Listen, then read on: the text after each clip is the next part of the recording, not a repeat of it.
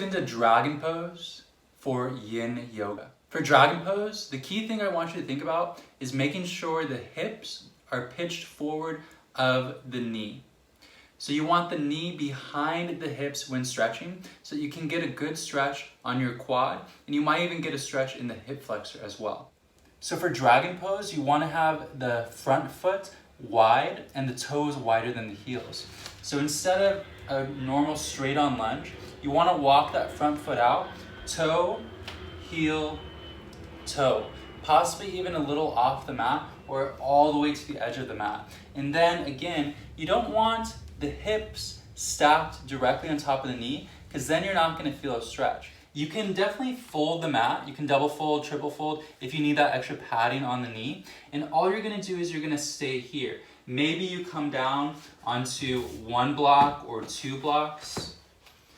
You can utilize a bolster. You can place a bolster kind of underneath the thigh and rest the palms maybe on the bolster or on blocks, and rest the thigh on the bolster. If you have the flexibility, I don't quite, but if you have the flexibility, you might be able to go all the way down where you're kind of lying all the way down onto the bolster and just making it as comfortable for you in each position as possible. You do have to make sure that you are tracking the front knee in the direction the toes are facing.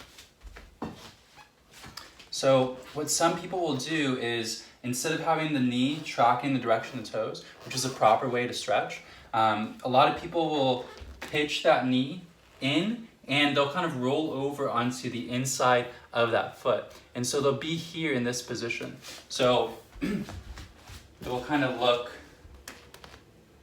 like that, like the knee's going in. You don't want the knee doing that. You want the knee going in the direction the toes are facing so you don't cause injury around the patella.